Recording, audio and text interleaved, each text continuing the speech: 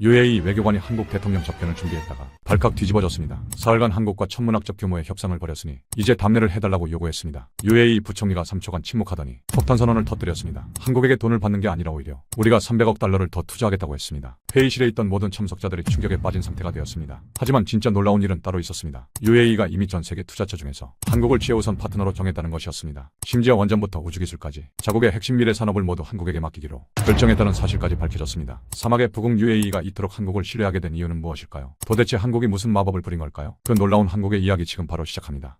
저는 아랍에미리트 외교부에서 아시아 태평양 담당 국장으로 일하고 있는 아흐메드 알만수리입니다. 올해로 45살이 되었고 지난 20년간 외교관으로 살아오면서 세계 여러 나라와 일해봤지만 한국만큼 저를 놀라게 한 나라는 없었습니다. 제가 한국과 처음 인연을 맺은 것은 20년 전 대학생 때였어요. 당시 런던 정치경제대학에서 국제관계학을 공부하고 있었는데 한국에서 온 교환학생 한 명과 룸메이트가 되었습니다. 그 친구 이름이 김민준이었는데 정말 성실하고 따뜻한 사람이었죠. 밤늦게까지 공부하면서도 항상 저를 챙겨주고 한국 음식도 자주 해주곤 했습니다. 그때는 솔직히 한국에 대해 잘 몰랐어요. 아시아 어딘가에 있는 작은 나라 정도로만 생각했죠. 하지만 민준이와 지내면서 한국 사람들의 특별함을 느꼈습니다. 그들은 다른 사람을 위해 자신의 시간과 노력을 아끼지 않는 사람들이었어요. 민준이가 항상 말했던 것이 있습니다. 혼자 잘 되는 것보다 함께 성장하는 것이 더 중요하다고요. 대학을 졸업한 후 UAE로 돌아와 외교관이 되었고 처음에는 주로 유럽과 미국 업무를 담당했습니다. 그러다가 10년 전쯤 아시아 담당으로 보직이 바뀌면서 한국과 본격적으로 일하게 되었어요. 그때 깨달은 것이 한국이 제가 대학 시절 생각했던 그 작은 나라가 아니라는 사실이었습니다. 첫 번째 놀라움은 바라카 원전이었어요. 2009년 UAE가 원자력 발전소 건설을 위해 국제 입찰을 진행했을 때 프랑스와 미국, 일본 같은 원전 강국들이 모두 참여했습니다. 하지만 최종적으로 선정된 것은 한국이었죠. 처음에는 많은 사람들이 의아해했어요. 한국이 해외에서 원전을 건설한 경험이 없었거든요. 그런데 실제로 바라카 원전이 완성되는 과정을 지켜보면서 한국 사람들의 능력에 완전히 매료되었습니다. 한국전력공사를 비롯해 현대건설, 삼성물산, 두산중공업까지 참여한 컨소시엄의 팀워크는 정말 대단했어요. 그들은 약속한 기한을 지켰고 예산도 초과하지 않았으며 무엇보다 안전을 최우선으로 생각했습니다. 더 놀라운 것은 한국 기술자들의 자세였어요. 그들은 단순히 원전을 짓고 떠나는 것이 아니라 UAE 현지 인력을 교육하고 기술을 전수하는 데 엄청난 노력을 기울였습니다. 마치 민준이가 저에게 했던 것처럼 진정으로 함께 성장하려는 마음이 느껴졌죠. 그 후로 한국과 UAE의 관계는 급속도로 발전했습니다. 경제 분야는 물론이고 문화, 의료, 우주기술까지 거의 모든 영역에서 협력이 이루어졌어요. 제가 담당하고 있는 아시아 업무 중에서도 한국 관련 업무가 가장 많은 비중을 차지하게 되었습니다. 최근 들어서는 더욱 놀라운 일들이 벌어지고 있어요. 한국의 세트레가이라는 회사와 함께 개발한 에티하드셋 위성이 성공적으로 발사되었고 아산병원의 두바이 분원 설립도 진행되고 있습니다. 또한 한국 문화가 젊은 세대 사이에서 폭발적인 인기를 얻고 있죠.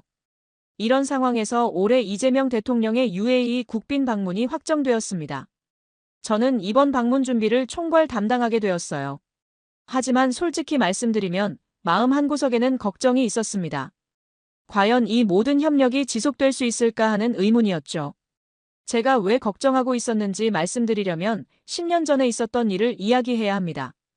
그때 저는 서구의 한 대형 에너지 회사와 중요한 프로젝트를 진행하고 있었어요. 수십억 달러 규모의 천연가스 개발 사업이었는데 몇 년간 정말 열심히 준비했었죠. 그 회사의 중동 담당 부사장과는 개인적으로도 가까운 사이가 되었습니다. 함께 골프도 치고 가족 모임에도 초대받을 정도였어요. 그래서 완전히 신뢰하고 있었죠. 하지만 계약 직전에 그들은 갑자기 조건을 바꾸겠다고 했습니다. 이미 합의된 수익 분배 비율을 일방적으로 변경하겠다는 것이었어요. 더 충격적이었던 것은 그들이 사전에 다른 파트너와 비밀리에 협상을 진행하고 있었다는 사실이었습니다. 저를 믿게 만들어 놓고서는 뒤에서 완전히 다른 계획을 세우고 있었던 거죠. 결국 그 프로젝트는 무산되었고 저는 몇 개월간 심각한 슬럼프에 빠져 있었습니다. 그 일 이후로 저는 외국 파트너들을 대할 때 항상 조심스러워졌어요. 특히 장기적인 협력을 논의할 때면 더욱 그랬죠. 아무리 좋은 조건을 제시하고 친근하게 대해도 언젠가는 자신들의 이익을 위해 우리를 배신할 수 있다는 생각이 머리에서 떠나지 않았습니다. 그런데 한국과의 관계는 조금 달랐어요.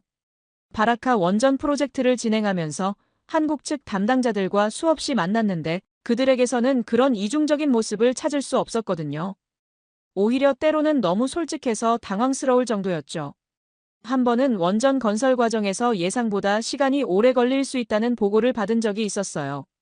다른 나라 업체였다면 아마 끝까지 숨기려 했을 텐데 한국 측에서는 즉시 상황을 투명하게 공개하고 해결 방안을 함께 논의하자고 했습니다.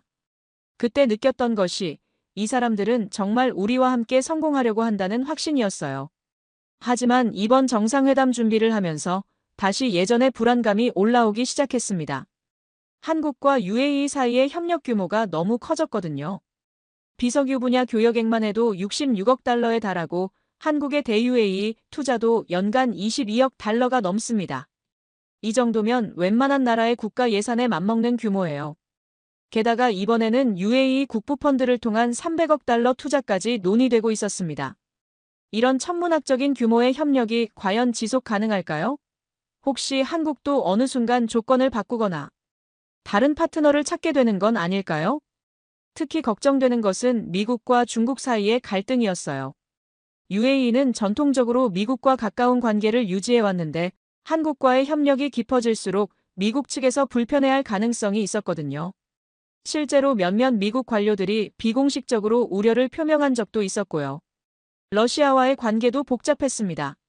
에너지 분야에서 러시아는 여전히 중요한 파트너였는데 한국과의 원전 협력이 확대되면서 러시아 측의 견제도 거세져가고 있었어요. 이런 복잡한 국제 정세 속에서 한국이 계속 UAE의 편에 서줄 수 있을까 하는 의문이 들었습니다. 가족들도 걱정하고 있었어요. 아내 파티마는 제가 한국 업무에 너무 많은 시간을 투자하고 있다며 우려를 표했습니다.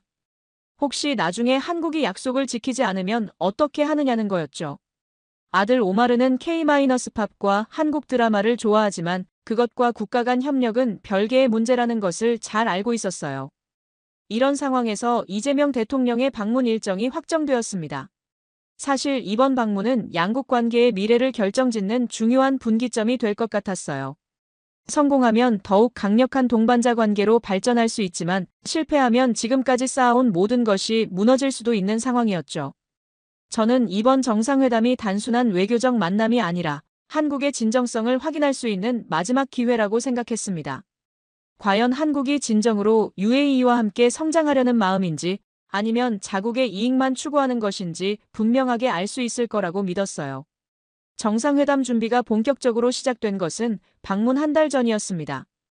외교부 내부에서는 이번 회담을 위해 특별팀을 구성했고 저는 그 팀장을 맡게 되었어요.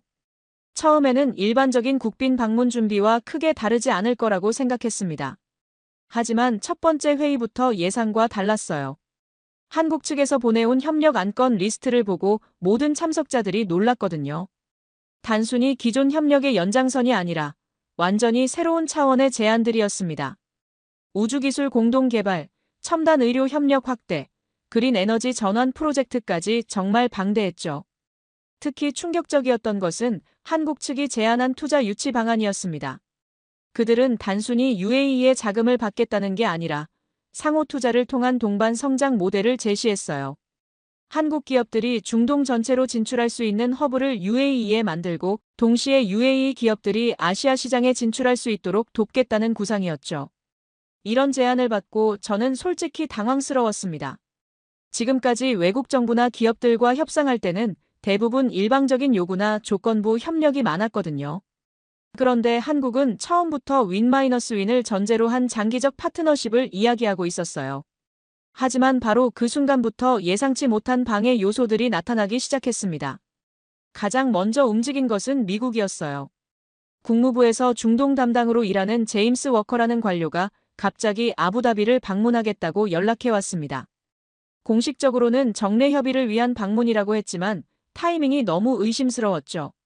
제임스와는 몇 번 만난 적이 있었는데 그는 전형적인 미국식 사고방식을 가진 사람이었어요. 모든 것을 자국 중심으로 생각하고 다른 나라와의 협력도 미국에게 유리한 조건일 때만 허용하는 그런 스타일이었습니다.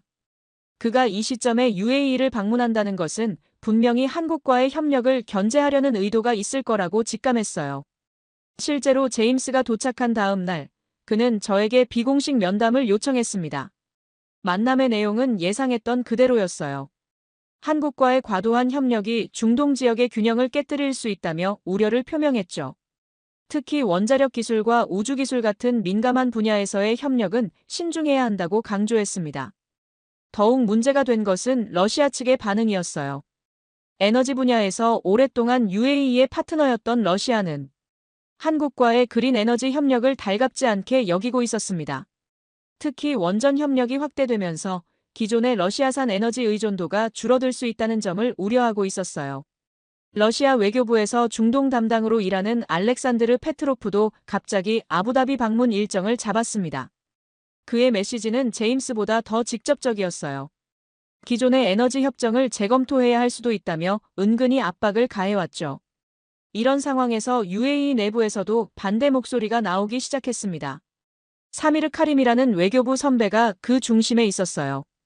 그는 오랫동안 서구권과의 협력을 담당해온 사람으로 아시아 중심의 외교 정책 전환을 탐탁지 않게 여기고 있었습니다. 사미르는 정례회의에서 공개적으로 의견을 제시했어요. 한국과의 협력이 너무 빠르게 확대되고 있으며 이로 인해 기존 파트너들과의 관계가 악화될 수 있다는 우려였죠. 특히 300억 달러라는 거대한 투자 규모에 대해서는 신중하게 재검토해야 한다고 주장했습니다. 저는 이런 압박들 속에서 점점 고립되어 가는 느낌을 받았어요. 한쪽에서는 외국 세력들이 견제를 하고 다른 한쪽에서는 동료들이 반대하고 있었죠. 그리고 무엇보다 제 마음속에는 10년 전의 배신감이 다시 올라오고 있었습니다. 과연 한국이 이런 압박 속에서도 끝까지 UAE와 함께할 수 있을까요? 아니면 결국은 더 큰 파트너를 선택하게 될까요? 이런 의문들이 머릿속을 떠나지 않았어요. 정상회담까지 이제 3주밖에 남지 않은 상황에서 모든 것이 불확실해지기 시작했습니다. 상황은 예상보다 훨씬 심각하게 돌아갔습니다. 제임스 워커가 떠난 후 일주일도 지나지 않아서 더 큰 압박이 시작되었어요. 미국 국무부에서 공식적으로 UAE 정부에 서신을 보내온 것입니다. 내용인즉슨 한국과의 첨단 기술 협력이 지역 안보에 미칠 영향을 우려한다는 것이었죠. 더욱 충격적이었던 것은 그 서신에서 구체적인 프로젝트들을 언급한 점이었어요. 바라카 원전의 추가 건설 계획, 에티하드셋 후속 위성 개발, 그리고 아산병원 분원 설립까지 모든 정보를 정확히 알고 있었습니다. 분명히 누군가가 내부 정보를 흘렸다는 뜻이었죠. 저는 즉시 팀원들을 소집해서 긴급 회의를 열었습니다. 하지만 회의실 분위기는 얼어붙어 있었어요. 모든 사람들이 서로를 의심하는 눈빛이었죠. 20년간 외교관으로 일하면서 이렇게 절망적인 상황은 처음이었습니다. 사미르 카림은 이 기회를 놓치지 않고 더욱 강하게 반대 의견을 피력했어요. 그는 부총리에게 직접 보고서를 제출했는데 한국과의 협력 확대가 UAE의 국익에 도움이 되지 않는다는 내용이었습니다. 특히 미국과의 관계 악화 가능성을 강조하며 기존 계획을 전면 재검토해야 한다고 주장했죠. 이런 상황에서 가장 힘들었던 것은 가족들의 반응이었습니다. 아내 파티마는 제가 집에 돌아오면 항상 걱정스러운 표정을 지었어요. 혹시 이번 일로 인해 제 경력에 문제가 생기는 건 아닌지 걱정하고 있었거든요. 실제로 외교부 내부에서는 이번 정상회담이 실패할 경우 책임자인 제가 큰 타격을 받을 거라는 소문이 돌고 있었습니다. 아들 오마르도 학교에서 친구들로부터 이상한 이야기들을 듣고 오기 시작했어요. 한국과 너무 가까워지면 다른 나라들이 UAE를 좋지 않게 본다는 그런 말들이었죠. 16살 아이가 이런 복잡한 국제정치 상황을 이해하기는 어려웠겠지만 아버지의 일이 잘못되어 가고 있다는 것은 느낄 수 있었던 것 같아요. 그런데 정말 결정타는 따로 있었습니다. 러시아의 알렉산드르 페트로프가 두 번째로 아부다비를 방문한 것입니다. 이번에는 단순한 우려 표명이 아니라 구체적인 압박이었어요. 기존에 진행 중인 러시아와의 에너지 프로젝트들을 재검토하겠다는 위협이었죠. 페트로프는 저와의 면담에서 매우 직설적으로 말했습니다. 한국과의 과도한 협력이 계속되면 러시아 정부 차원에서 대응 조치를 취할 수밖에 없다고 했어요. 구체적으로 어떤 조치인지는 명시하지 않았지만 에너지 공급 중단 같은 극단적인 방법까지 고려하고 있다는 뉘앙스였습니다. 이 모든 압박들이 한꺼번에 몰려오면서 저는 완전히 궁지에 몰린 기분이었어요. 한쪽에서는 미국이 안보 우려를 제기하고 다른 쪽에서는 러시아가 경제 보복을 암시하고 있었죠. 그리고 내부에서는 동료들이 등을 돌리고 있었습니다. 더욱 괴로웠던 것은 한국 측에 이런 상황을 설명해야 한다는 점이었어요. 과연 한국 정부가 이런 복잡한 상황을 이해하고 끝까지 UAE와 함께 해줄까요? 아니면 너무 복잡해진 상황을 보고 손을 뗄까요? 그때 제 머릿속에는 10년 전 서구 에너지 회사와의 일이 계속 떠올랐습니다. 그때도 처음에는 모든 것이 순조로웠어요. 하지만 복잡한 이해관계가 얽히고 압박이 시작되자 그들은 즉시 태도를 바꿨죠. 우리와의 약속보다는 자신들의 안전을 선택했습니다. 한국도 결국 똑같지 않을까요? 미국과 러시아의 압박 앞에서 작은 나라 UAE를 포기하고 더 안전한 선택을 하지 않을까요? 이런 생각들이 밤새도록 저를 괴롭혔어요. 정상회담까지 이제 2주밖에 남지 않은 상황에서 모든 것이 무너져 내리는 것 같았습니다. 제가 지난 몇 년간 정성스럽게 쌓아올린 한국과의 관계, 그리고 제 개인적인 신념까지도 모든 것이 흔들리기 시작했어요. 과연 이 위기를 어떻게 헤쳐나갈 수 있을까요? 그날 밤 저는 잠을 이룰 수 없었습니다. 침대에 누워서 천장을 바라보며 10년 전의 일들이 마치 영화처럼 머릿속에서 재생되었어요. 당시 제가 얼마나 순진했는지, 그리고 얼마나 큰 충격을 받았는지 생각하니 가슴이 답답해졌습니다. 10년 전 그 서구 에너지 회사의 부사장 로버트 스미스는 정말 매력적인 사람이었어요. 항상 미소를 띠고 있었고 UAE 문화에 대해서도 많이 알고 있었죠. 그는 제게 단순한 비즈니스 파트너 이상의 의미였습니다.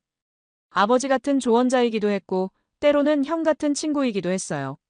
로버트와 함께 일하면서 저는 서구식 비즈니스의 장점들을 많이 배웠습니다.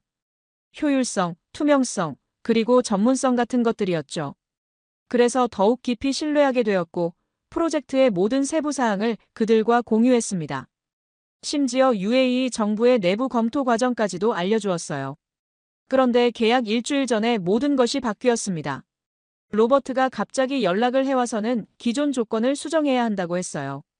수익 분배 비율을 우리에게 불리하게 바꾸고 운영권도 그들이 더 많이 가져가겠다는 것이었죠. 이유는 간단했습니다. 다른 중동 국가에서 더 좋은 조건을 제시했다는 것이었어요. 그때 제가 느꼈던 배신감은 이루 말할 수 없었습니다. 몇 년간 쌓아온 신뢰와 우정이 하루아침에 무너져 내린 기분이었어요. 더욱 충격적이었던 것은 로버트가 전혀 미안해하지 않는다는 점이었습니다. 마치 이것이 당연한 비즈니스 관행인 것처럼 행동했죠. 결국 그 프로젝트는 결렬되었고 저는 상당한 책임을 져야 했습니다. 물론 법적으로는 문제가 없었지만 정치적으로는 큰 타격이었어요. 몇 개월간 중요한 업무에서 제외되었고 승진도 늦어졌습니다. 그보다 더 힘들었던 것은 사람에 대한 신뢰를 잃었다는 점이었어요. 그 후로 몇 년간 저는 외국 파트너들과 일할 때 항상 최악의 상황을 가정하며 일했습니다. 아무리 좋은 조건을 제시해도 아무리 친절하게 대해도 언제든지 배신할 수 있다고 생각했죠. 지금 한국과의 상황을 보면서 그때의 기억이 자꾸만 되살아났습니다. 한국 측 담당자들도 로버트처럼 친절하고 전문적이었어요. 하지만 과연 위기 상황에서도 같은 모습을 보여줄까요? 미국과 러시아의 압박이 거세지면 결국 안전한 선택을 하지 않을까요? 특히 걱정되는 것은 한국의 지정학적 위치였습니다. 한국은 미국의 동맹국이에요. 만약 미국에서 강하게 압박한다면 한국 정부도 결국은 미국의 입장을 따를 수밖에 없지 않을까요? 아무리 UAE와의 관계가 좋다고 해도 국가 안보가 걸린 문제라면 우리를 포기할 가능성이 높았습니다. 이런 생각들 때문에 저는 점점 더 방어적이 되어 갔어요. 한국 측과의 회의에서도 예전만큼 적극적이지 못했고 새로운 제안들에 대해서도 신중한 반응을 보였습니다. 혹시 나중에 문제가 될 수 있는 부분들을 미리 차단하려고 했죠. 하지만 이런 태도 변화는 팀원들에게도 영향을 미쳤습니다.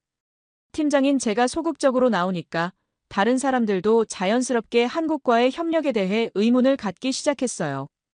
회의 분위기도 예전만큼 활기차지 못했고 새로운 아이디어들도 잘 나오지 않았습니다.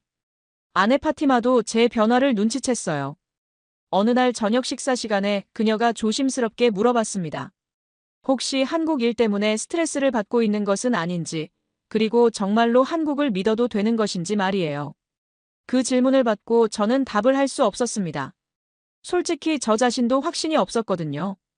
머리로는 한국이 다를 거라고 생각하지만 마음 깊은 곳에서는 계속 의심의 목소리가 들려왔어요. 과연 위기의 순간에도 한국이 UAE와 함께 해줄까요? 시간은 계속 흘러가고 있었고 정상회담까지 열흘도 남지 않은 상황이었습니다. 이런 마음가짐으로는 성공적인 회담을 준비할 수 없었어요. 저는 어떤 결정을 내려야 했습니다. 과거의 상처에 계속 사로잡혀 있을 것인지 아니면 한국을 믿고 전진할 것인지 말이에요. 그렇게 고민하던 중에 전환점이 되는 만남이 있었습니다. 한국 외교부에서 중동아프리카국 과장으로 일하는 박지연 씨와의 만남이었어요. 사실 그때까지 저는 그녀와 공식적인 업무 외에는 개인적인 대화를 나눈 적이 거의 없었습니다. 박지연 과장은 정말 특별한 사람이었어요. 한국 외교관 중에서도 중동 전문가로 유명했고 아랍어도 상당히 유창하게 구사했습니다. 무엇보다 그녀에게서는 다른 외교관들에게서 찾기 힘든 진정성이 느껴졌어요. 그날은 정상회담 관련 세부 사항을 조율하기 위한 비공식 만남이었습니다.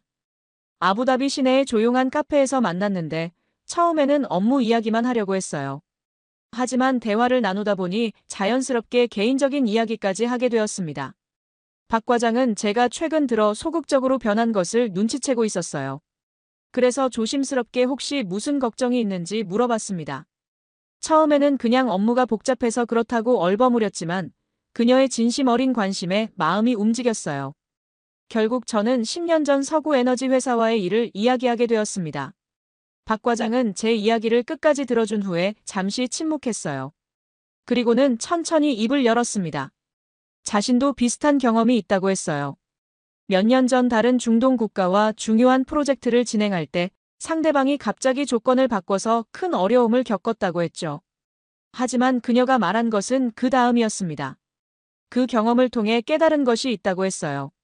진정한 파트너십이란 좋을 때만 함께하는 것이 아니라 어려울 때 더욱 단단해지는 관계라는 것이었죠. 그래서 한국은 UAE와 그런 관계를 만들고 싶다고 했습니다. 박 과장의 말에서 제가 가장 인상 깊었던 부분은 한국의 철학에 대한 설명이었어요.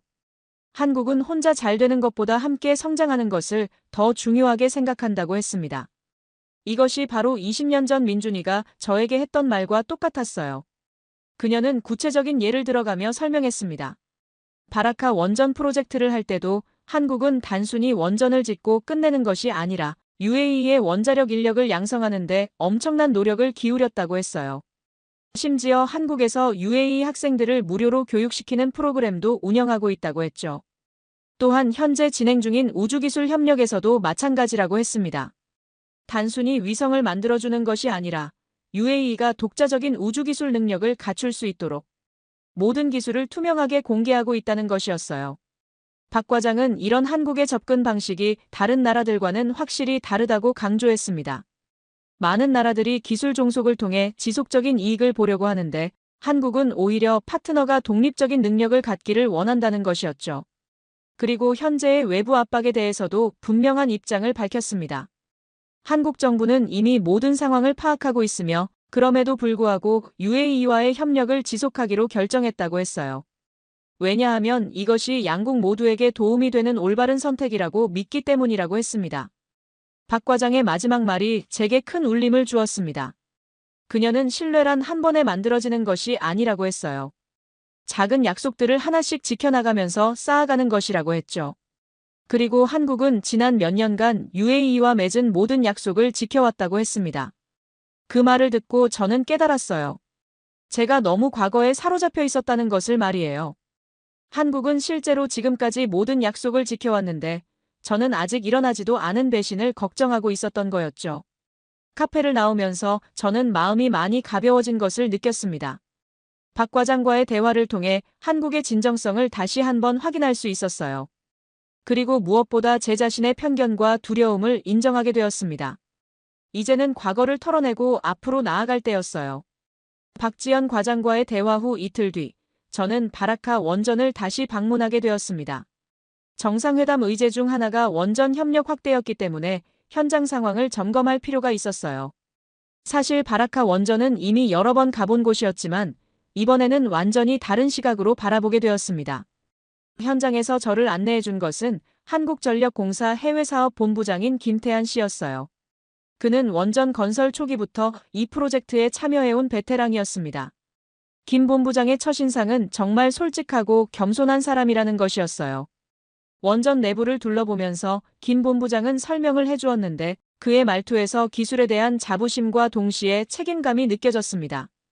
그는 한국이 해외에서 처음으로 건설한 원전이기 때문에 더욱 신중하게 접근했다고 했어요. 단 한 번의 실수도 용납할 수 없었다고 했죠. 가장 인상 깊었던 것은 안전 시스템에 대한 설명이었습니다. 김 본부장은 후쿠시마 원전 사고 이후 전 세계 원전 안전 기준이 크게 강화되었는데 바라카 원전은 그런 새로운 기준을 모두 만족시키는 최첨단 시설이라고 했어요. 심지어 한국의 국내 원전보다도 더 높은 수준의 안전장치를 적용했다고 했습니다. 제어실을 보여주면서 김 본부장이 한 말이 특히 기억에 남습니다. 이 원전은 단순히 전기를 만드는 시설이 아니라 UAE의 에너지 독립을 위한 첫걸음이라고 했어요. 그래서 기술 이전에 특별히 신경을 썼다고 했죠. UAE 직원들이 완전히 독립적으로 운영할 수 있을 때까지 지원을 계속할 것이라고 했습니다. 실제로 현장에서 일하는 UAE 엔지니어들을 만나보니 정말 놀라웠어요. 그들은 한국 전문가들과 동등한 수준으로 복잡한 시스템을 다루고 있었습니다. 한국 측에서 기술 전수를 위해 얼마나 노력했는지 알 수 있었어요. 특히 인상 깊었던 것은 한 UAE 젊은 엔지니어의 이야기였습니다. 그는 대학 졸업 후 바로 이 프로젝트에 참여했는데 처음에는 원자력에 대해 아는 것이 거의 없었다고 했어요. 하지만 한국 전문가들이 정말 친절하고 체계적으로 가르쳐 주어서 지금은 혼자서도 복잡한 업무를 처리할 수 있게 되었다고 했습니다. 더욱 놀라운 것은 한국 측의 투명성이었어요. 김 본부장은 제가 묻지도 않았는데 프로젝트 진행 과정에서 있었던 어려움들까지 솔직하게 이야기해 주었습니다.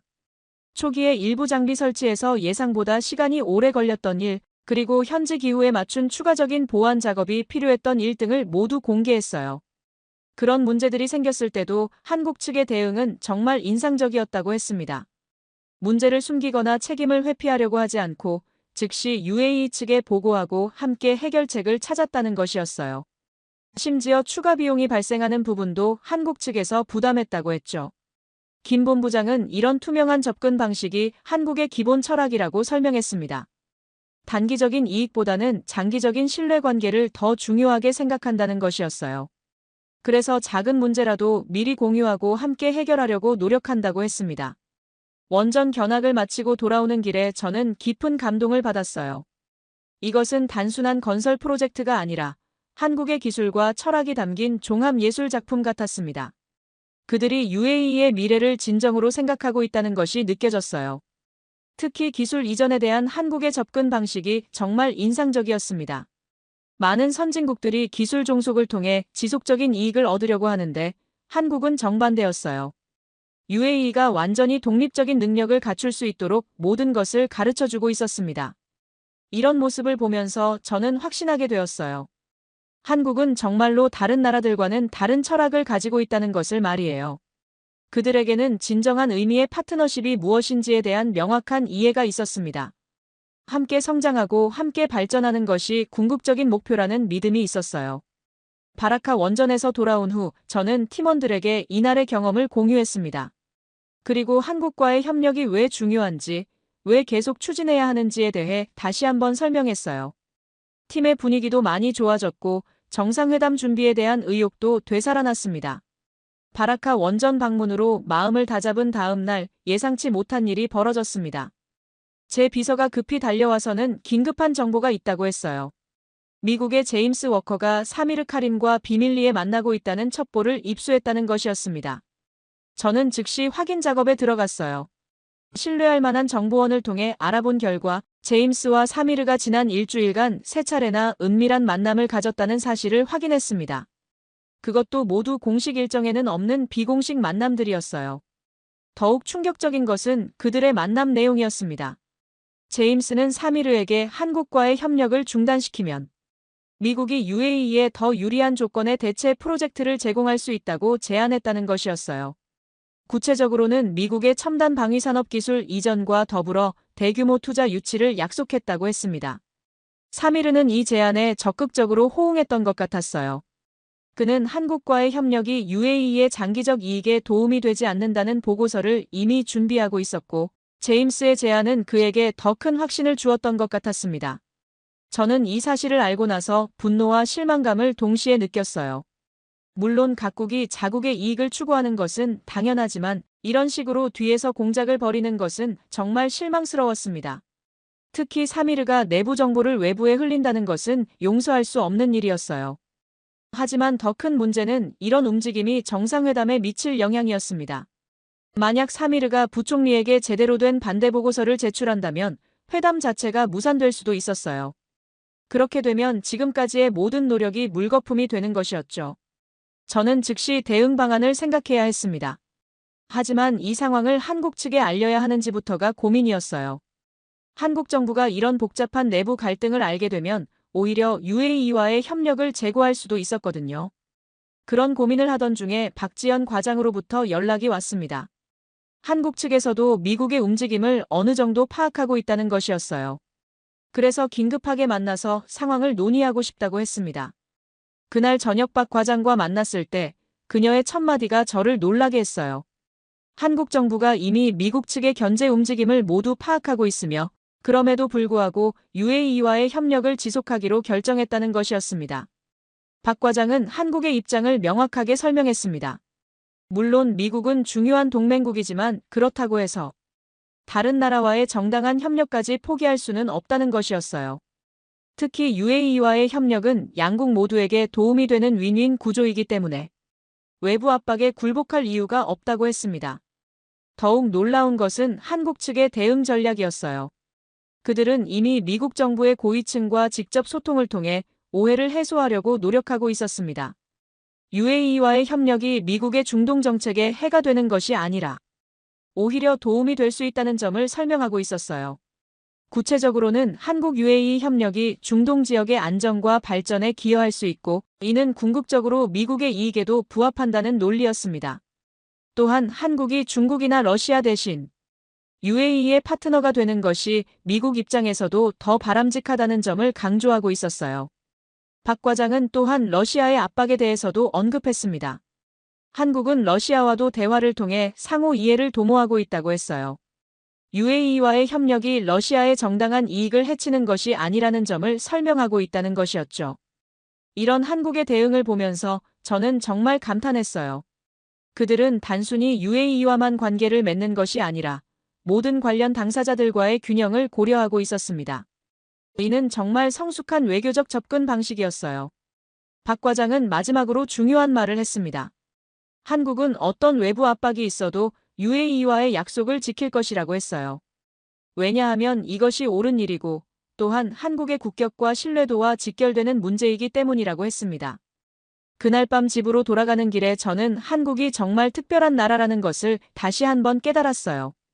그들은 어려운 상황에서도 원칙을 지키려고 노력하는 나라였습니다. 제가 10년 전에 경험했던 배신과는 완전히 다른 모습이었어요. 이제 정상회담까지 일주일밖에 남지 않은 상황에서 저는 한국을 완전히 신뢰하기로 마음먹었습니다. 그리고 사미르와 제임스의 방해 공작에 맞서 싸울 준비를 시작했어요. 제임스와 사미르의 비밀 공작을 알게 된 다음 날 상황은 걷잡을 수 없이 악화되기 시작했습니다.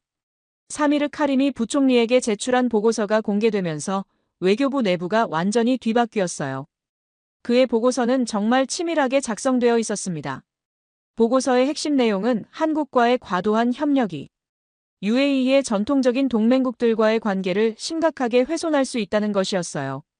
특히 미국과의 안보 협력, 러시아와의 에너지 협력, 그리고 유럽과의 금융 협력이 모두 위험에 처할 수 있다고 주장했습니다. 심지어 구체적인 손실 규모까지 계산해서 제시했어요. 더욱 충격적이었던 것은 그가 한국의 신뢰도에 대해서도 의문을 제기한 점이었습니다. 한국이 미국의 동맹국이기 때문에 언제든지 미국의 압력에 굴복할 수 있고 그렇게 되면 UAE는 엄청난 손실을 보게 될 것이라고 경고했어요. 마치 제가 10년 전에 겪었던 배신 사건을 예언하는 것 같았죠. 보고서가 공개된 후 외교부 내부의 분위기는 완전히 바뀌었습니다. 그동안 한국과의 협력을 지지했던 사람들도 하나둘씩 입장을 바꾸기 시작했어요. 특히 젊은 외교관들은 자신들의 경력에 악영향을 미칠까봐 걱정하며 소극적인 태도를 보였습니다. 가장 힘들었던 것은 제 직속 팀원들마저 동요하기 시작했다는 점이었어요. 팀 부장인 유세프가 조심스럽게 제게 말했습니다. 혹시 이번 프로젝트를 다른 사람에게 맡기는 것이 어떻겠냐고 말이에요. 물론 저를 걱정해서 하는 말이었지만 그 순간 저는 완전히 고립된 기분이었습니다. 집에 돌아가서도 상황은 마찬가지였어요. 아내 파티마는 제가 들어서자마자 걱정스러운 표정으로 다가왔습니다. 오늘 친구들로부터 이상한 소문을 들었다고 했어요. 제가 너무 한국 편을 들어서 다른 나라들의 미움을 사고 있다는 그런 이야기였죠. 파티마는 제게 솔직하게 물었습니다. 정말로 한국을 믿어도 되는 것인지, 그리고 이 일로 인해 우리 가족에게 피해가 오는 것은 아닌지 말이에요.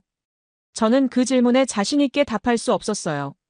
머리로는 한국이 다르다고 생각하지만 마음 한구석에서는 계속 의심이 들었거든요. 아들 오마르도 학교에서 친구들로부터 이상한 이야기를 듣고 왔어요. 한국과 너무 가까워지면 미국이 화를 낼 수도 있다는 그런 말들이었죠. 16살 아이가 이런 복잡한 정치 상황을 이해하기는 어려웠겠지만 아버지가 힘든 상황에 있다는 것은 느낄 수 있었던 것 같아요. 그날 밤 저는 잠을 이룰 수 없었습니다. 침대에서 뒤척이며 지난 몇 년간의 일들을 되돌아봤어요. 바라카 원전 프로젝트, 문화교류 확대, 의료협력, 우주기술 개발까지 정말 많은 성과가 있었는데 이 모든 것들이 하루아침에 무너질 수도 있다는 생각이 들었습니다. 더욱 절망적이었던 것은 시간이 별로 남지 않았다는 점이었어요. 정상회담까지 이제 닷새밖에 남지 않았는데 이런 내부 갈등이 계속되면 회담 자체가 성공적으로 진행될 수 없을 것 같았습니다. 혹시 마지막 순간에 회담이 취소되는 것은 아닐까 하는 끔찍한 상상까지 들었어요. 다음 날 아침 사무실에 출근했을 때 더욱 충격적인 소식이 기다리고 있었습니다. 러시아의 알렉산드르 페트로프가 세 번째로 아부다비를 방문한다는 것이었어요. 이번에는 에너지부 장관까지 동행한다고 했습니다. 이는 단순한 외교적 압박이 아니라 경제적 보복까지도 고려하고 있다는 의미였죠. 저는 이 모든 상황을 보면서 완전히 포기하고 싶어졌습니다. 사면초가라는 말이 정확히 이런 상황을 두고 하는 말인 것 같았어요. 어디를 봐도 적들 뿐이고 도와줄 사람은 아무도 없었습니다. 과연 이 절망적인 상황에서 어떻게 돌파구를 찾을 수 있을까요? 절망에 빠져있던 그때 예상치 못한 곳에서 희망의 메시지가 왔습니다. 한국전력공사의 김태한 본부장으로부터 긴급 연락이 온 것이었어요. 그는 제가 힘들어하고 있다는 소식을 듣고 직접 만나서 이야기하고 싶다고 했습니다. 솔직히 그때는 누구를 만나도 상황이 달라질 것 같지 않았지만 그래도 거절할 수는 없었어요.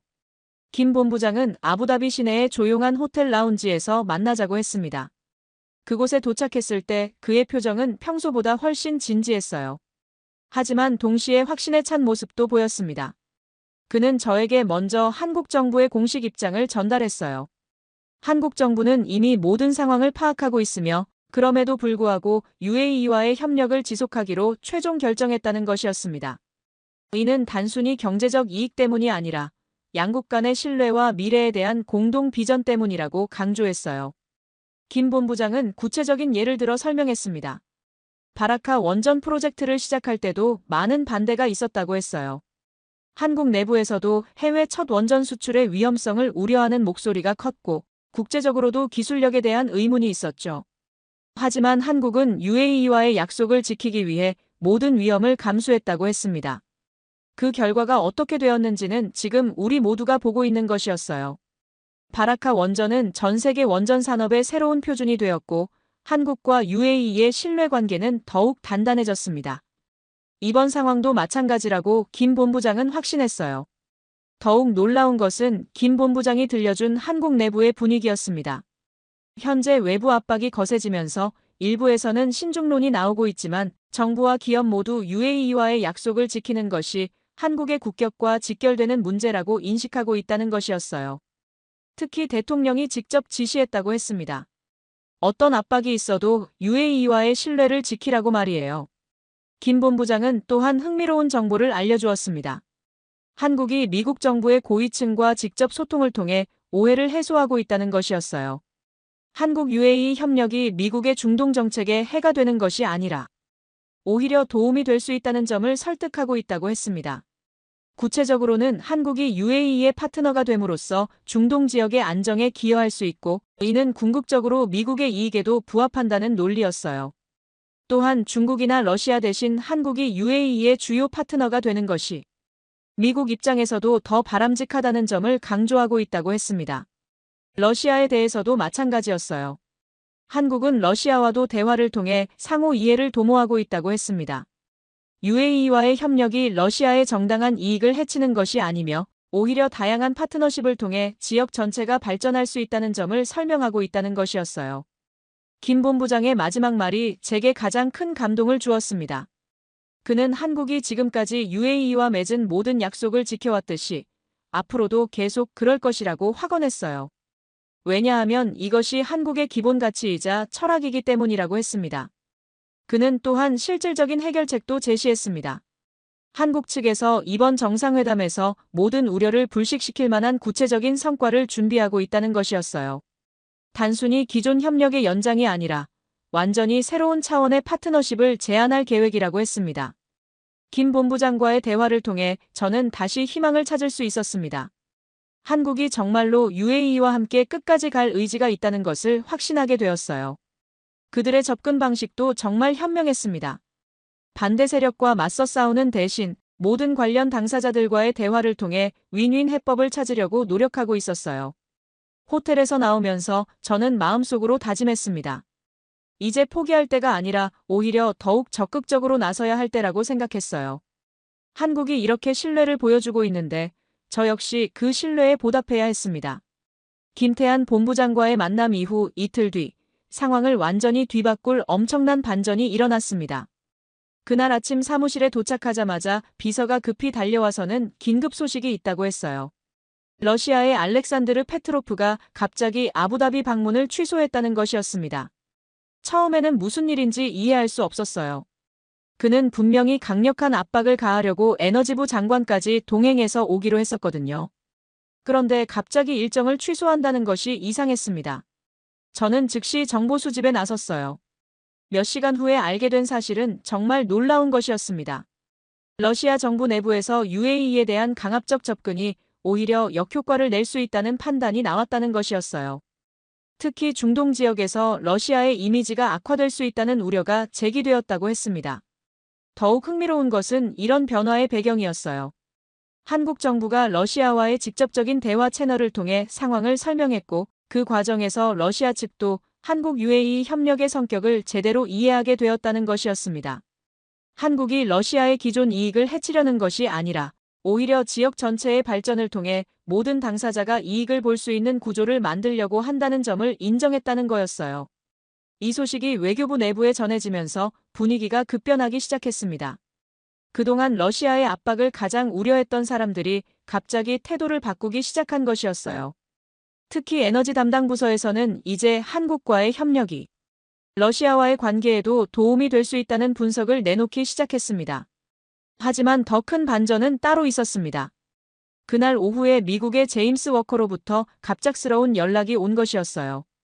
그는 제게 긴급히 만나고 싶다고 했는데 목소리에서 이전과는 완전히 다른 뉘앙스가 느껴졌습니다.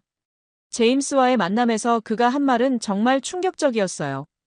미국 정부가 한국 UAE 협력에 대한 입장을 재검토했다는 것이었습니다. 처음에는 우려가 있었지만 자세히 분석해본 결과 이 협력이 미국의 이익에도 도움이 될 수 있다는 결론에 도달했다는 거였어요. 구체적으로는 한국이 UAE의 주요 파트너가 됨으로써 중동 지역에서 중국과 러시아의 영향력을 견제할 수 있다는 점을 높이 평가했다고 했습니다. 또한 한국의 첨단 기술이 UAE의 발전에 기여하면 이는 궁극적으로 서방 세계 전체의 이익이 된다는 판단도 있었어요. 제임스는 또한 사과의 뜻도 표했습니다. 초기에 과도한 우려를 표명한 것에 대해서 말이에요. 그리고 앞으로는 한국 UAE 협력을 지지할 것이며 필요하다면 미국도 이 협력 구조에 참여할 의향이 있다고 했습니다. 이런 미국의 입장 변화는 곧바로 UAE 내부에도 큰 영향을 미쳤어요.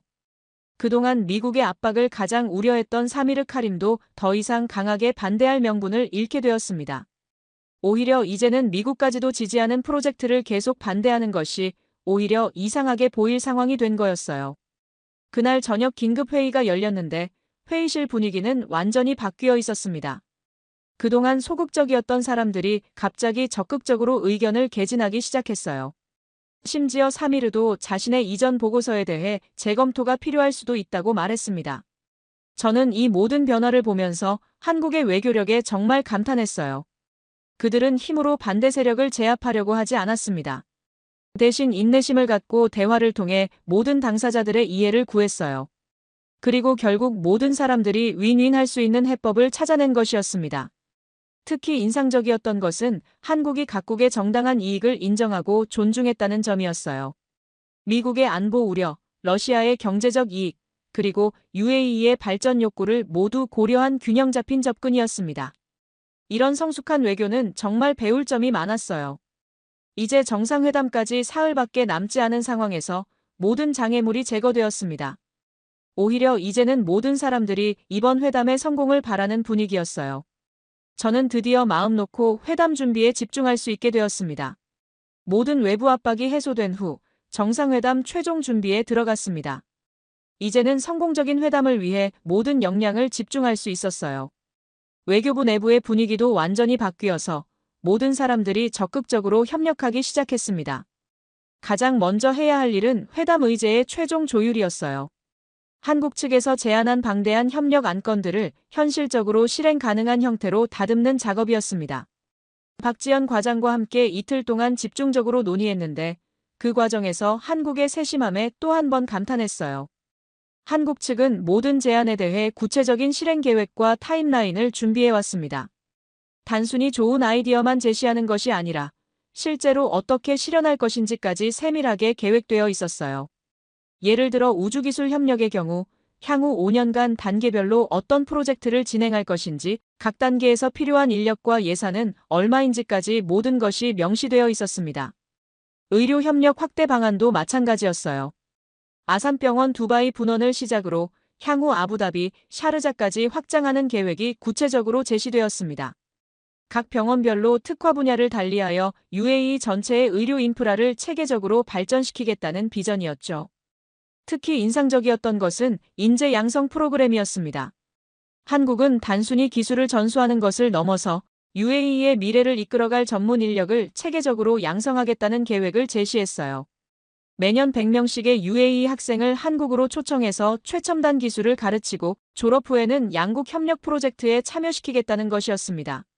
문화 교류 확대 방안도 정말 창의적이었어요.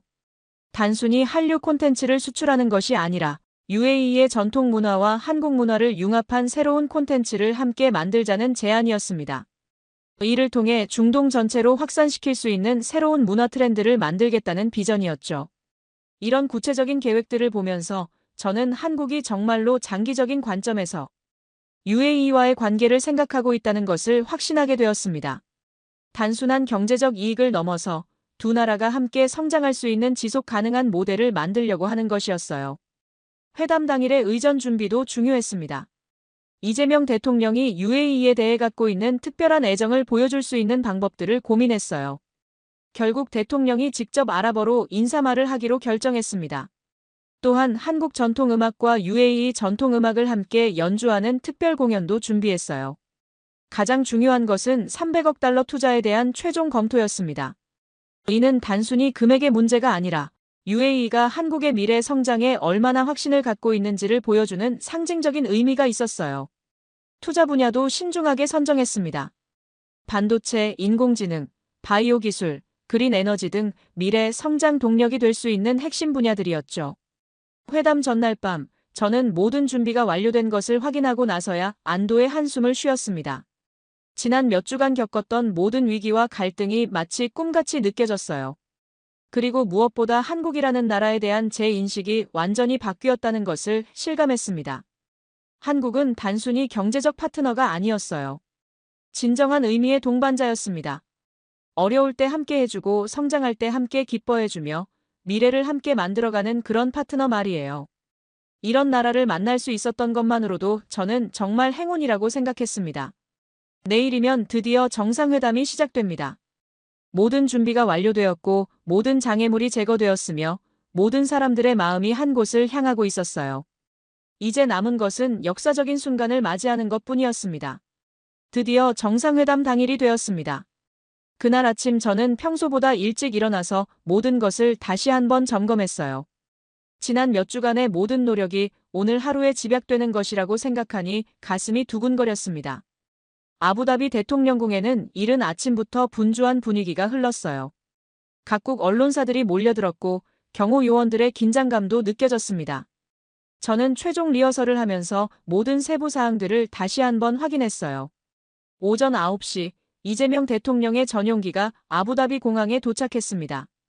저는 공항 영접단의 일원으로 참석했는데 대통령이 비행기에서 내려오는 순간을 보면서 가슴이 뭉클해졌어요. 이분이 바로 UAE와 진정한 파트너십을 맺고자 하는 한국의 대표자구나 하는 생각이 들었습니다. 공항에서 대통령궁으로 이동하는 길에도 특별한 의미가 있었어요. 한국과 UAE 국기가 함께 걸린 거리를 지나면서 양국의 우정이 얼마나 깊어졌는지를 실감할 수 있었습니다. 특히 바라카 원전 건설 현장 앞을 지날 때는 정말 감개무량했어요. 오전 10시 공식 환영식이 시작되었습니다. UAE 모하메드 대통령과 이재명 대통령이 만나는 순간 두 분의 표정에서 진정한 존경과 우정을 느낄 수 있었어요. 특히 이 대통령이 준비해온 아랍어 인사말을 들었을 때 감동이 밀려왔습니다. 아살라무 알라이쿰, 우리 형제국가 UAE와 함께하게 되어 영광입니다 라고 완벽한 발음으로 말하더군요. 하지만 진짜 중요한 것은 오후에 열린 정상회담이었습니다. 양국 정상이 단둘이 만나는 시간이었는데 저는 회담장 바로 옆 대기실에서 결과를 기다리고 있었어요. 회담이 예정보다 길어지면서 긴장감이 더욱 고조되었습니다. 2시간 반 만에 회담이 끝났을 때 양국 정상의 표정을 보고 성공적이었다는 것을 직감할 수 있었어요. 모하메드 대통령은 정말 만족스러워 보였고 이재명 대통령도 환한 미소를 띠고 있었습니다. 오후 3시 공동 기자회견이 시작되었습니다. 전 세계 언론이 주목하는 가운데 양국 정상이 공동으로 발표한 내용은 정말 역사적이었어요. 300억 달러 투자는 물론이고 포괄적 경제 동반자 협정의 조기 이행, 원전 협력 확대, 우주기술 공동 개발, 의료 협력 강화 등 모든 분야에서 획기적인 합의가 이루어졌습니다. 가장 인상적이었던 것은 두 정상이 강조한 함께 성장하는 미래라는 비전이었어요. 이는 단순한 경제 협력을 넘어서 양국이 서로의 발전을 위해 진정으로 노력하겠다는 의미였습니다. 특히 이재명 대통령이 UAE의 성공이 곧 한국의 성공이고 한국의 발전이 곧 UAE의 발전이라고 말한 것이 정말 인상적이었어요. 기자회견 후에는 문화 공연이 이어졌습니다. 한국의 전통음악과 UAE의 전통음악이 함께 연주되는 특별한 무대였는데 두 나라 문화의 조화로운 만남을 상징하는 것 같았어요.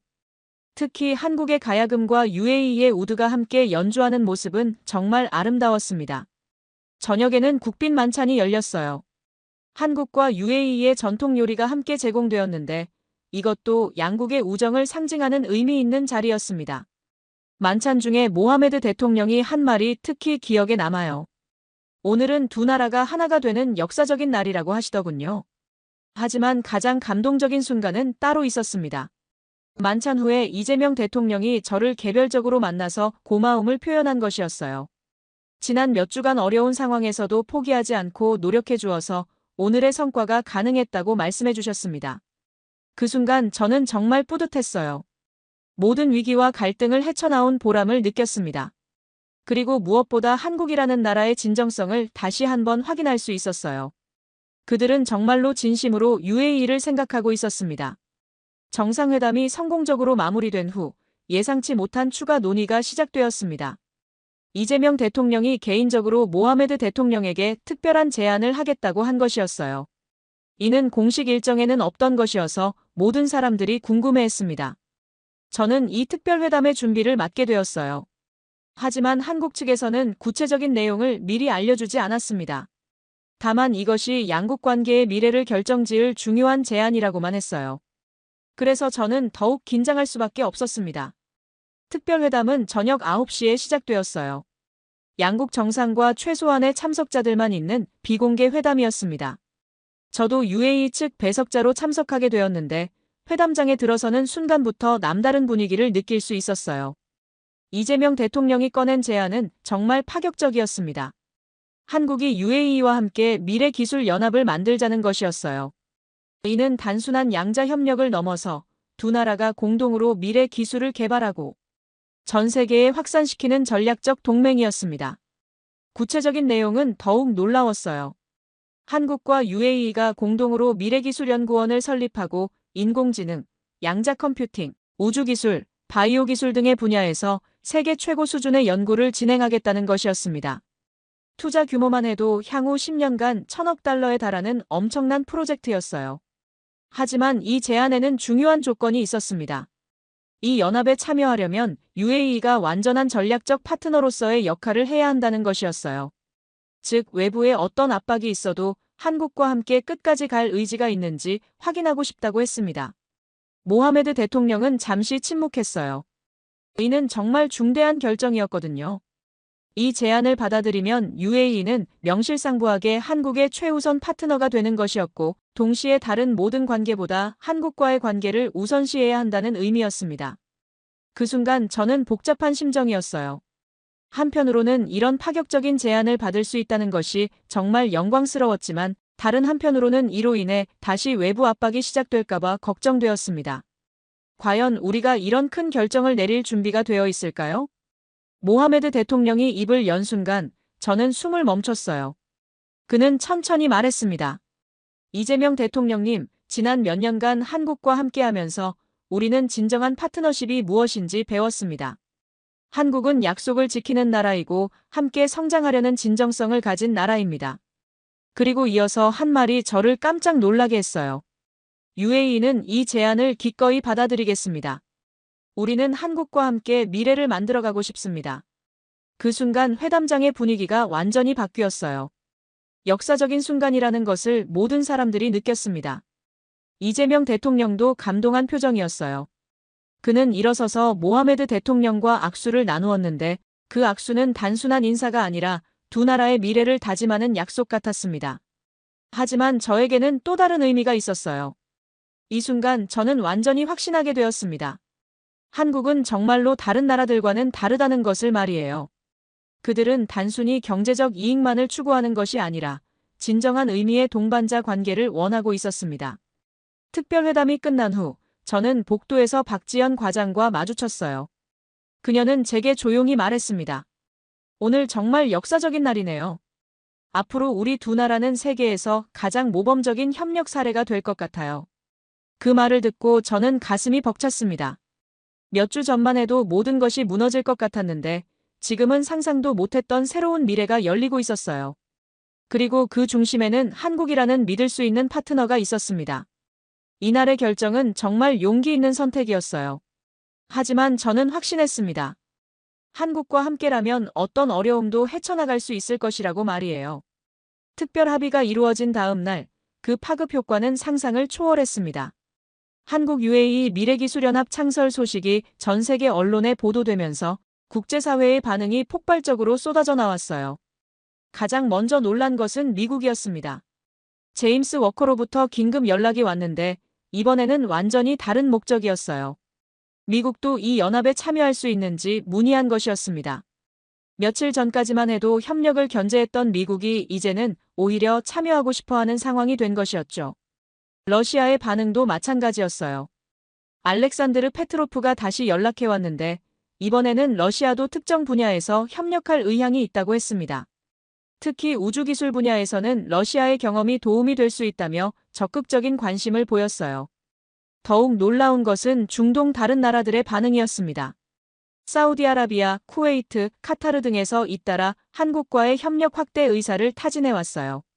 UAE와 한국의 성공 사례를 보고 자신들도 비슷한 협력을 원한다는 것이었습니다. 이런 국제적 관심은 UAE 내부에도 큰 변화를 가져왔습니다.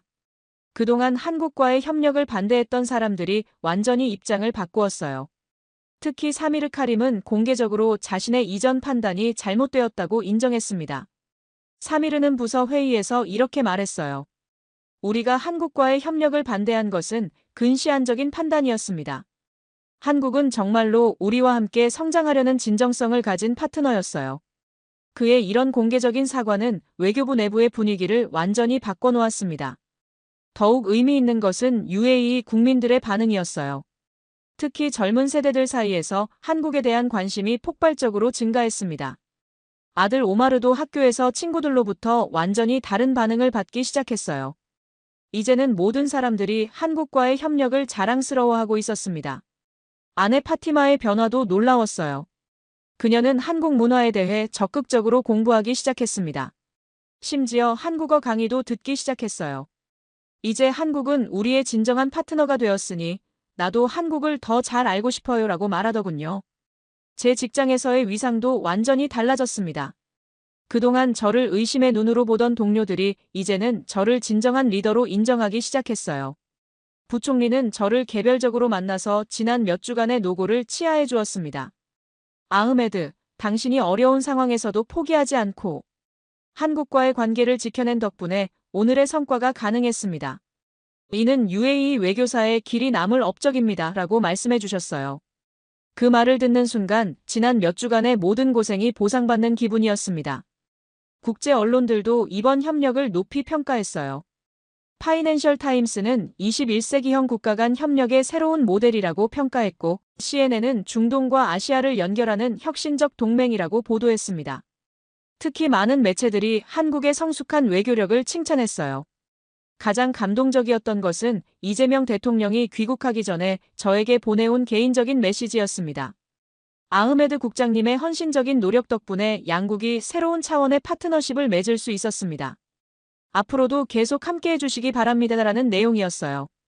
그날 저녁 집에 돌아가서 가족들과 함께 저녁을 먹으면서 저는 정말 행복했습니다. 모든 위기가 지나갔고 더 밝은 미래가 기다리고 있었어요. 특히 한국이라는 믿을 수 있는 파트너를 얻게 된 것이 가장 큰 성과라고 생각했습니다. 오마르가 저에게 말했어요. 아빠, 정말 대단해요. 이제 우리나라가 한국과 함께 세계에서 가장 앞선 기술을 개발할 수 있겠네요. 그 말을 듣고 저는 미래에 대한 확신을 갖게 되었습니다. 우리의 선택이 옳았다는 것을 말이에요. 정상회담이 끝난 지 일주일 후 진정한 변화가 시작되었습니다. 한국 UAE 미래기술연합의 구체적인 실행 계획이 발표되면서 두 나라의 관계는 완전히 새로운 단계로 접어들었어요.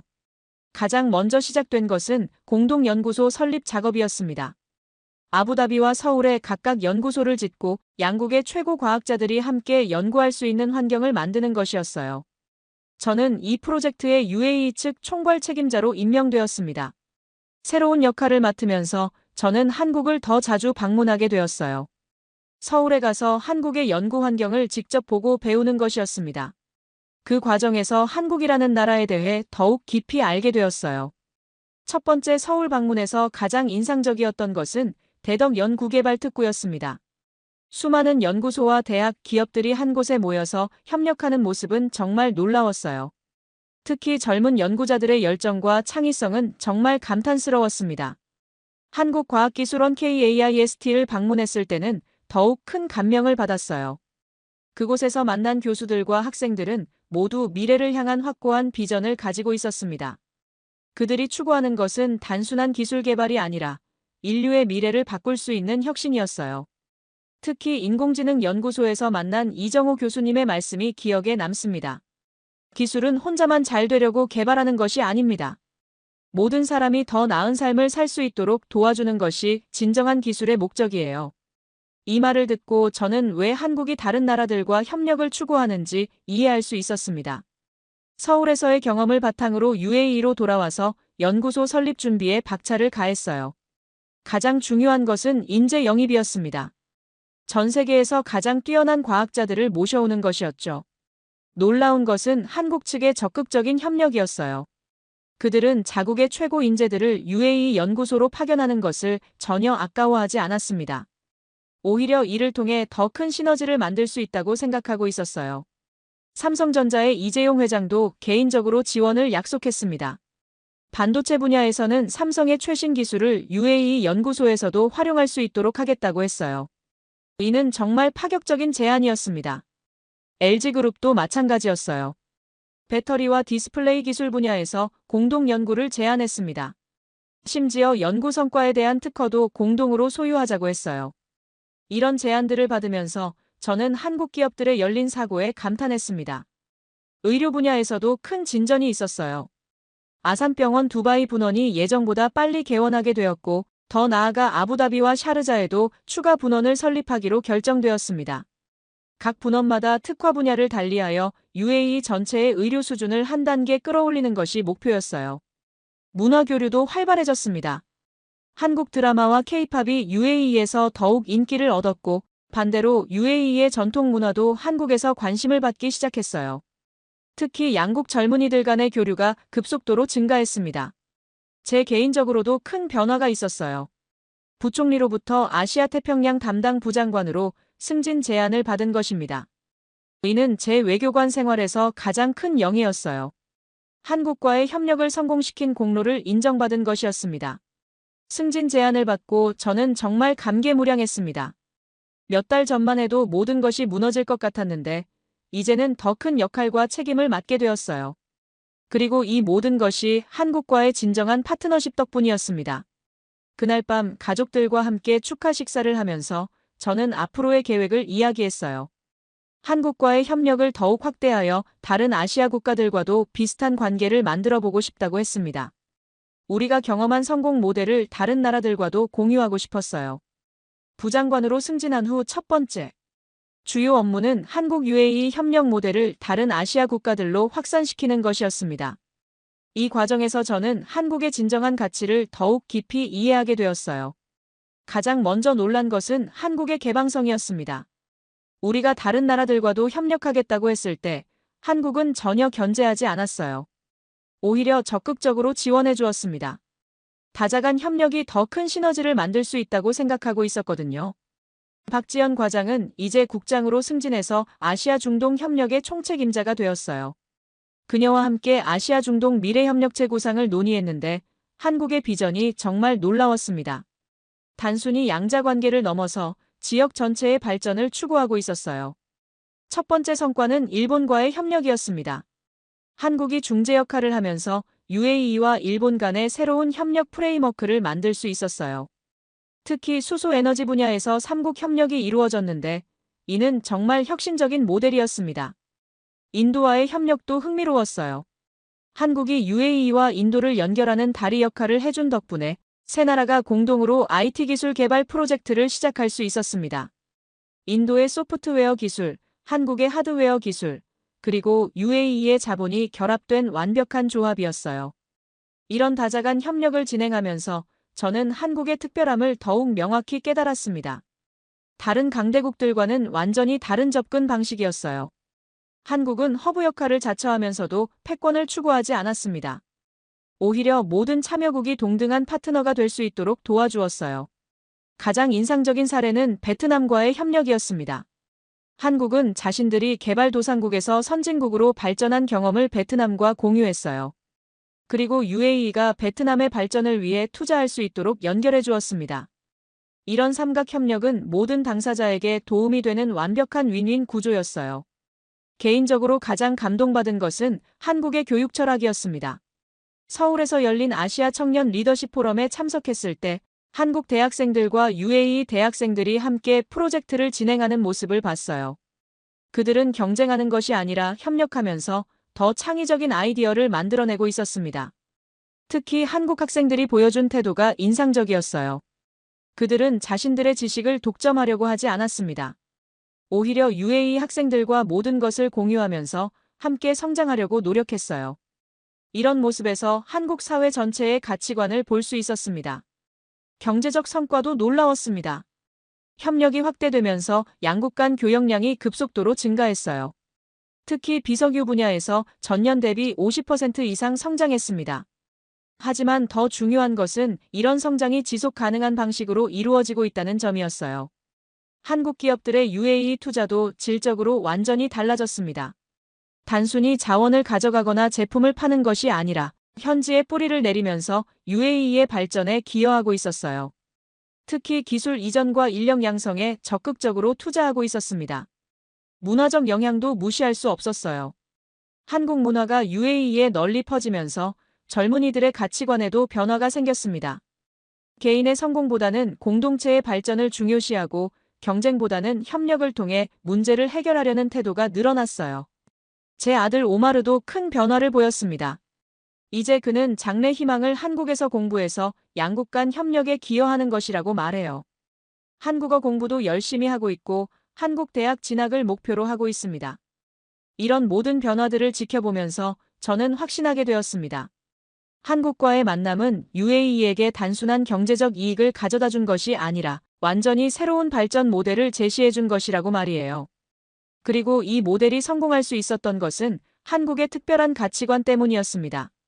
모든 성공에도 불구하고 여전히 해결해야 할 과제들이 남아 있었습니다. 특히 일부 보수적인 세력들의 반대와 기존 파트너들의 우려를 완전히 해소하는 것이 중요했어요. 가장 먼저 해결해야 했던 것은 사미르 카림과의 관계였습니다. 비록 그가 공개적으로 사과했지만 여전히 내부적으로는 불편함이 있었거든요. 저는 그와 개인적인 만남을 갖기로 결정했습니다. 사미르와의 대화는 예상보다 훨씬 건설적이었어요. 그는 자신이 왜 반대했는지 솔직하게 설명했습니다. 과거 서구 국가들과의 협력에서 여러 번 실망했던 경험 때문에 새로운 파트너에 대한 불신이 있었다는 것이었어요. 아흐메드, 솔직히 말하면 나는 한국도 결국 다른 나라들과 비슷할 것이라고 생각했습니다. 하지만 지난 몇 달간의 경험을 통해 내 판단이 틀렸다는 것을 인정하게 되었어요. 그의 이런 고백을 듣고 저는 그를 이해할 수 있었습니다. 사미르는 이제 한국과의 협력을 적극적으로 지원하겠다고 약속했어요. 그리고 실제로 그는 유럽 국가들과의 협력에서 한국 모델을 적용하려고 노력하기 시작했습니다. 갈등이 오히려 더 강한 협력의 기반이 된 것이었죠. 미국과의 관계 정리도 중요했습니다. 제임스 워커와 다시 만나서 향후 협력 방안을 논의했어요. 미국도 이제 한국 UAE 협력의 성과를 인정하고 이에 동참하고자 하는 의지를 보였습니다. 특히 인상적이었던 것은 미국이 제안한 삼각 협력 모델이었어요. 미국의 기초연구, 한국의 응용기술, UAE의 상용화 투자를 결합하는 구조였습니다. 이는 정말 혁신적인 접근이었고 모든 당사자가 자신의 강점을 발휘할 수 있는 모델이었어요. 러시아와의 관계도 안정화되었습니다. 알렉산드르 페트로프와의 마지막 만남에서 그는 완전히 다른 모습을 보였어요. 처음에는 경쟁자라고 생각했는데 이제 보니 한국은 파이를 나눠 먹으려는 것이 아니라 파이 자체를 키우려고 하더군요. 그의 이런 평가는 정말 의미 있었습니다. 러시아는 특히 우주기술 분야에서 한국 UAE 협력에 적극 참여하기로 했어요. 러시아의 발사체 기술, 한국의 위성 기술, UAE의 운영 노하우를 결합하는 새로운 모델을 만들기로 한 것입니다. 가족 내에서의 변화도 중요했어요. 아내 파티마는 이제 한국 문화에 완전히 매료되었습니다. 그녀는 한국어를 배울 뿐만 아니라 UAE 여성들을 위한 한국 문화 강좌도 시작했어요. 한국 사람들의 정신을 배우고 싶어요라고 말하더군요. 오마르의 변화는 더욱 놀라웠습니다. 그는 이제 한국 대학 진학을 확정했고 장래에는 양국 간 과학기술 협력 분야에서 일하고 싶다고 합니다. 심지어 친구들과 함께 한국 UAE 청년협력회라는 동아리도 만들었어요. 외교부 내부의 분위기도 완전히 바뀌었습니다. 이제는 모든 사람들이 한국과의 협력을 UAE 외교의 가장 성공적인 사례로 인정하고 있어요. 심지어 다른 부서에서도 한국 모델을 벤치마킹하려고 합니다. 부총리는 제게 더 큰 역할을 맡겨주었습니다. 아시아 전체와의 협력을 총괄하는 것이었어요. 이는 한국과의 성공 경험을 바탕으로 다른 아시아 국가들과도 비슷한 관계를 만들어달라는 의미였습니다. 가장 뿌듯했던 것은 후배 외교관들의 변화였어요. 젊은 외교관들이 저에게 한국에서의 근무 기회를 요청하기 시작한 것입니다. 한국과 일하는 것이 외교관으로서 가장 배울 것이 많은 경험이라고 생각하기 때문이었어요. 이 모든 변화들을 지켜보면서 저는 깨달았습니다. 진정한 갈등 해결은 한쪽이 이기고 한쪽이 지는 것이 아니라 모든 사람이 더 나은 방향으로 나아가는 것이라는 점을 말이에요. 한국과의 협력이 바로 그런 모델을 보여준 것이었습니다. 정상회담이 끝난 지 1년이 지났습니다. 그동안 일어난 변화들을 되돌아보면 정말 꿈만 같아요. 한국 UAE 협력은 이제 전 세계가 주목하는 모범 사례가 되었고 저 역시 완전히 새로운 인생을 시작하게 되었습니다. 가장 큰 변화는 제 역할이었어요. 아시아 태평양 담당 부장관으로서 이제는 중국, 일본, 인도, 동남아시아 전체와의 협력을 총괄하고 있습니다. 그리고 그 중심에는 항상 한국과의 협력 모델이 있어요. 특히 자랑스러운 것은 아시아 중동 미래협력체가 공식 출범한 것입니다. 한국을 중심으로 아시아 10개국과 중동 5개국이 참여하는 대규모 협력체였어요. 이는 제가 꿈꾸던 지역 간 협력의 실현이었습니다. 첫 번째 정상회의가 서울에서 열렸는데 정말 감동적이었어요. 각국 정상들이 모여서 공동 번영을 위한 비전을 논의하는 모습을 보면서 한국의 리더십이 얼마나 중요한지 실감했습니다. 이재명 대통령이 개회사에서 한 말이 특히 기억에 남아요. 우리는 경쟁하기 위해 모인 것이 아닙니다. 함께 성장하기 위해 모였습니다. 이 말에 모든 참가국 대표들이 깊이 공감했어요. 개인적으로도 큰 성과가 있었습니다. 한국 정부로부터 대한민국 외교 공로 훈장을 받게 된 것이었어요. 외국인으로서는 매우 드문 일이라고 했습니다. 시상식에서 외교부 장관이 양국 우정의 다리 역할을 해주었다고 말씀해 주셨을 때 정말 벅찼어요. 가족들의 변화도 놀라웠습니다. 아내 파티마는 이제 UAE 내 한국 문화 전파의 중심 인물이 되었어요. 그녀가 운영하는 한국문화센터에는 매일 수백 명의 사람들이 찾아옵니다. 특히 한국어 강좌는 항상 대기자가 넘쳐나요. 오마르는 한국대학 입학을 확정지었습니다. 카이스트 전기전자공학과에 합격했어요. 그의 꿈은 양국 간 기술 협력의 다음 세대 리더가 되는 것입니다. 아빠가 닦아놓은 길을 따라 더 멀리 가고 싶어요라고 말하더군요. 전문적인 성과도 상당했습니다. 한국 UAE 공동연구소가 첫 번째 성과를 발표했어요. 사막에서도 효율적으로 작동하는 태양광 패널을 공동 개발한 것이었습니다. 이 기술은 곧 상용화되어 전 세계 사막 지역에 보급될 예정이에요. 의료 협력도 큰 결실을 맺었습니다. 아산병원 두바이 분원이 중동 지역 최고의 병원으로 인정받기 시작했어요. 특히 암 치료 분야에서는 유럽이나 미국 병원보다 더 나은 성과를 보이고 있습니다. 문화교류의 성과는 더욱 놀라웠어요. 한국 드라마 사막의 꽃이 UAE를 배경으로 제작되어 전 세계적인 인기를 얻었습니다.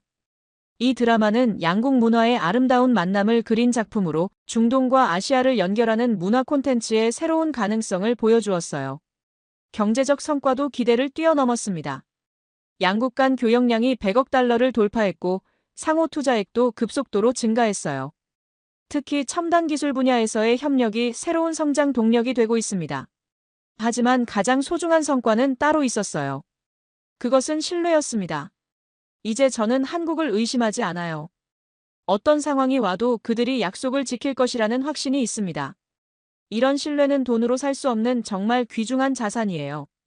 젊은 외교관들에게도 좋은 교훈이 되었다고 생각합니다. 그들은 제 경험을 통해 진정한 파트너십이 무엇인지 배웠어요. 그리고 한국과 같은 나라와 함께 일할 수 있다는 것이 얼마나 행운인지도 깨달았습니다. 앞으로의 계획도 명확해졌어요. 한국과의 협력을 더욱 확대해서 아시아 전체와 중동 전체가 함께 발전할 수 있는 모델을 만들고 싶습니다. 그리고 이런 성공 경험을 다른 지역에도 전파하고 싶어요. 한국 UAE 협력이 시작된 지 2년이 지난 지금 저는 아부다비 대통령궁 옥상에서 멀리 바다를 바라보고 있습니다. 이곳에서 바라보는 저녁 노을은 정말 아름다워요. 그리고 그 아름다운 풍경을 보면서 지난 시간들을 되돌아봅니다. 오늘은 특별한 날이에요. 한국에서 중요한 손님이 오시거든요. 바로 20년 전 런던에서 만났던 그 친구 김민준 씨입니다. 이제 그는 한국 외교부 차관이 되었고 이번에 UAE 한국 협력의 새로운 단계를 논의하러 오신 것입니다. 공항에서 민준이를 만났을 때의 감격은 이루 말할 수 없었어요. 20년 만의 재회였지만 그의 따뜻한 미소는 전혀 변하지 않았습니다. 아흐메드, 정말 자랑스럽습니다. 당신이 우리 두 나라를 이렇게 가깝게 만들어 주었어요 라고 말하더군요. 민준이와 함께 바라카 원전을 다시 방문했어요. 그곳에서 그는 정말 감동했습니다. 대학 시절 내가 말했던 함께 성장하기가 이렇게 현실이 될 줄은 꿈에도 몰랐어요 라고 했어요. 그 말을 듣고 저도 가슴이 뭉클해졌습니다. 저녁에는 가족들과 함께 식사를 했어요. 파티마가 직접 한국 음식을 준비했는데 정말 훌륭했습니다. 민준이는 이제 UAE에서도 이렇게 맛있는 한국 음식을 먹을 수 있다니 정말 놀랍습니다 라고 감탄했어요. 오마르도 유창한 한국어로 민준이와 대화를 나눴어요. 내년에 한국에 유학 가는 것에 대해 조언을 구했는데 민준이는 정말 친절하게 답해 주었습니다. 한국에서 공부하면서 양국의 미래를 함께 만들어가는 꿈을 키우세요라고 격려해 주었어요. 다음 날 우리는 함께 한국 UAE 공동연구소를 방문했습니다. 그곳에서 양국 과학자들이 함께 연구하는 모습을 본 민준이는 정말 자랑스러워했어요. 이것이야말로 진정한 협력의 모습이네요. 기술과 지식을 나누면서 함께 발전하는 건 말이에요 라고 말했습니다. 연구소에서 만난 젊은 연구원들의 모습도 인상적이었어요. 한국과 UAE의 젊은이들이 함께 미래를 위한 기술을 개발하고 있었습니다. 그들의 눈빛에서 희망과 열정을 볼 수 있었어요. 마지막 날 저녁 민준이와 단둘이 대화할 시간이 있었습니다. 그는 제게 정말 의미 있는 말을 해주었어요. 아흐메드, 당신 덕분에 한국이 진정한 친구가 무엇인지 보여줄 수 있었습니다. 앞으로도 계속 함께 걸어가요. 저도 그에게 솔직한 마음을 털어놓았습니다. 민준아, 처음에는 정말 많이 의심했어. 과연 한국이 끝까지 함께 해줄까 하고 말이야. 하지만 이제는 완전히 확신해. 한국은 정말 다른 나라야. 그 말을 듣고 민준이도 깊이 고개를 끄덕였어요. 공항에서 민준이를 배웅하면서 저는 정말 아쉬웠어요. 하지만 이제는 언제든지 다시 만날 수 있다는 확신이 있었습니다. 양국의 관계가 이렇게 깊어졌으니까요. 집으로 돌아오는 길에 저는 지난 2년간의 변화를 생각해 봤어요. 한국과의 만남이 제 인생을 완전히 바꿔놓았습니다. 단순히 직업적 성공만이 아니라 인생에 대한 관점까지 달라졌어요. 가장 중요한 깨달음은 신뢰의 가치였습니다. 한국과의 경험을 통해 진정한 신뢰가 얼마나 소중한지 배웠어요. 그리고 그런 신뢰는 하루아침에 만들어지는 것이 아니라 작은 약속들을 하나씩 지켜가면서 쌓아가는 것이라는 점도 깨달았습니다. 또한 함께 성장하는 것의 아름다움도 배웠어요. 혼자 잘 되는 것보다 함께 발전하는 것이 훨씬 더 의미 있고 지속 가능하다는 것을 한국이 보여주었습니다. 오늘 밤 침대에 누워서 저는 미래에 대한 기대에 부풀어 있습니다. 한국과 UAE의 협력은 이제 시작일 뿐이에요. 앞으로 10년, 20년 후에는 어떤 놀라운 일들이 벌어질까요? 상상만 해도 가슴이 설렙니다. 그리고 무엇보다 이런 아름다운 협력을 다음 세대에게 물려줄 수 있다는 것이 정말 뿌듯해요. 오마르와 그의 친구들이 만들어갈 미래가 정말 기대됩니다. 한국, 정말 고마운 나라입니다. 사막의 기적을 가져다준 진정한 친구예요.